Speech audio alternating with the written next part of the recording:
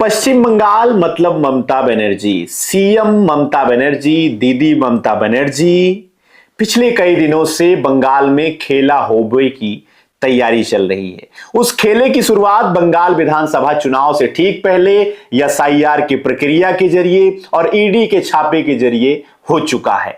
बंगाल में, पश्चिम बंगाल में, ममता बनर्जी के बंगाल में ईडी का छापा पड़ा है और यह छापा पड़ा है ममता बनर्जी के टीएमसी के आईटी हेड के कार्यालय और ऑफिस में। ईडी सुबह सुबह ही उनके दफ्तर में पहुंच जाती है, उनके आवास पे पहुंच जाती है और वो जब वहां पहुंचती है तो स्वयं बंगाल की मुख्यमंत्री ममता बनर्जी सीधा अपने आईटी संचालक के ऑफिस में पहुंचती हैं और वहां से फाइल लेकर फौरन फरार हो जाती हैं और वो उस फाइल को अपने साथ लेकर मीडिया वालों को कहती हैं कि प्रधानमंत्री मोदी जी, मुझे माफ करना, अपने होम मिनिस्टर को कंट्रोल कीजिए। गृहमंत्री अमित शाह को लेकर उन्होंने ये बातें बोली है और साथ ही साथ भारतीय जनता पार्टी को भी उन्होंने ललकारा है। जी हां, नमस्ते, मेरा नाम है अंजनी तिवारी और आप देख रहे हैं गांव देहात। बड़ी खबर है बंगाल में खेला होने के पहले की और उस खेला में ईडी जो है अब इन्वॉल्व हो चुकी है। केंद्र सरकार की ओर से ईडी का छापा ममता बनर्जी के टीएमसी के पार्टी के आईटी संचालक प्रतीक जैन के ऑफिस और घर पर मारी है।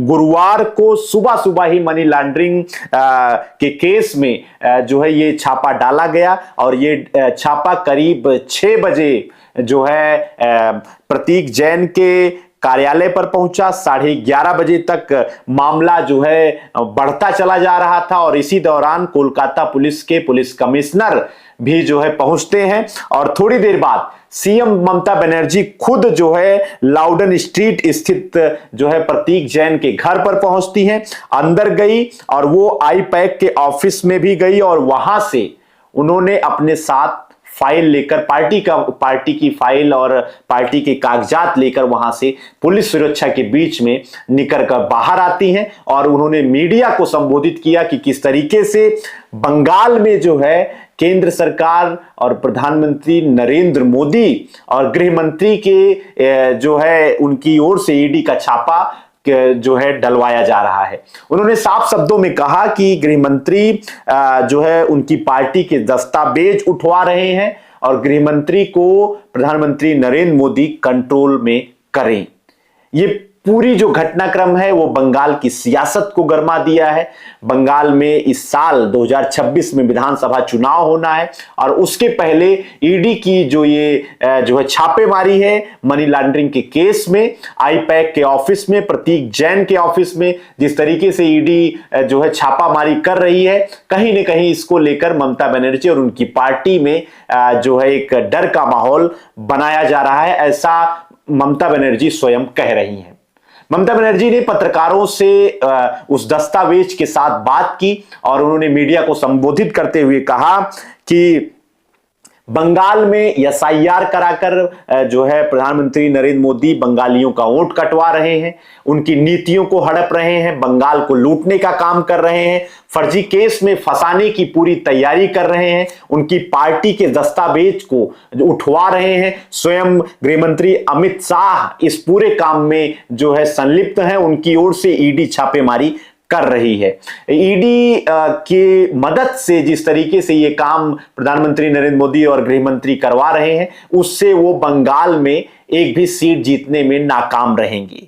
जो सीटें वो पहले से पाए थे वो सीटों से भी उन्हें हाथ धोना पड़ेगा। ये पूरी बातचीत ममता बनर्जी ने मीडिया से जो है की है और उसमें उन्होंने ये आरोप लगाया है। फिलहाल जिस प्रतीक जैन के ऊपर ये उनके ऑफिस और उनके घर पर जो है ये कार्रवाई की गई, आईपैक कंपनी क्या है, आखिरकार किस मामले में ये पूरी ईडी की जो है छापेमारी चली है, उसके बारे में आपको बताते हैं। तो सबसे पहले आपको बता दें कि ये जो आईपैक का जो है कंपनी है, इस कंपनी को प्रतीक जैन चलाते हैं। प्रतीक जैन टीएमसी के, तृणमूल कांग्रेस के, ममता बनर्जी की पार्टी के आईटी के संचालक हैं और उन्होंने जो है Indian political action committee IUPAC को बनाया है और ये पॉलिटिकल कंसल्टेंट का पूरा काम करती है। ये फर्म इलेक्शन मैनेजमेंट का काम है, डाटा इकट्ठा करना है और उसके जरिए जो है पार्टियों की मदद वो करती आ रही है। प्रतीक जैन 2013 में प्रशांत किशोर के साथ इस कंपनी का उन्होंने शुरुआत किया था। प्रशांत किशोर वही पीके जिन्होंने 2014 में प्रधानमंत्री नरेंद्र मोदी को प्रधानमंत्री बनाने में उनकी बड़ी भूमिका थी। उनके जो है मीडिया के वो एक तरीके से सलाहकार थे। बाद में जो है प्रशांत किशोर ने जनसुराज पार्टी बनाई और वो 2025 के बिहार विधानसभा चुनाव में सक्रिय रहे। हालांकि उनकी पार्टी कोई भी सीट जीतने में सक्षम नहीं हुई थी।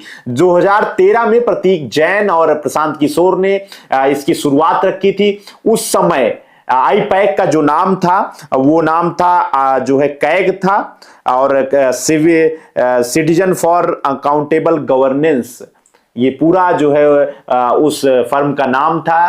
पॉलिटिकल कंसल्टेंसी का पूरा काम था और बाद में 2021 में तृणमूल कांग्रेस से ये जो है पार्टी, ये फर्म जो है आईपैक, उसका नाम बदल करके प्रतीक जैन तृणमूल कांग्रेस से जुड़ जाते हैं और वो ममता बनर्जी के चुनाव को और कई अन्य राज्यों में अलग अलग पार्टियों के चुनाव को जो है एक तरीके से कवर करते हैं और उनकी मदद करते हैं। फिलहाल प्रतीक जैन के ऊपर जो ये कार्रवाई हुई है मनी लॉन्ड्रिंग केस में की गई है और इसमें कोयला खनन घोटाले में भी जो है इस कंपनी का, इसका नाम एक तरीके से जुड़ा हुआ था कोयला तस्करी में और इसलिए इस कंपनी के ऊपर जो है कार्रवाई करने के लिए ये छापेमारी जो है ईडी की ओर से की गई।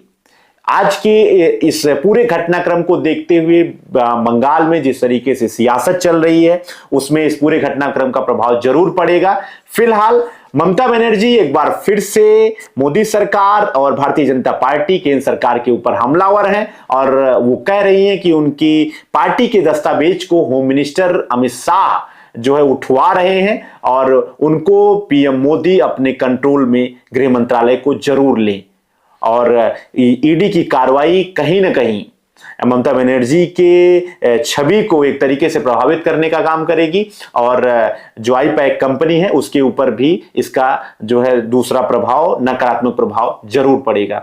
इस पूरे घटनाक्रम पे बंगाल के बिहार विधानसभा चुनाव को लेकर जो भी अपडेट है या एसआईआर की प्रक्रिया को लेकर जो भी अपडेट है वो पूरी जानकारी हम आपको चैनल के माध्यम से उपलब्ध कराएंगे। आज के अपने इस वीडियो में आज के लिए इतना ही। बाकी और जानकारी के लिए चैनल पर नए हैं तो कृपया गांव देहात को सब्सक्राइब कर लीजिए। देखते रहिए गांव देहात। आपका बहुत बहुत धन्यवाद।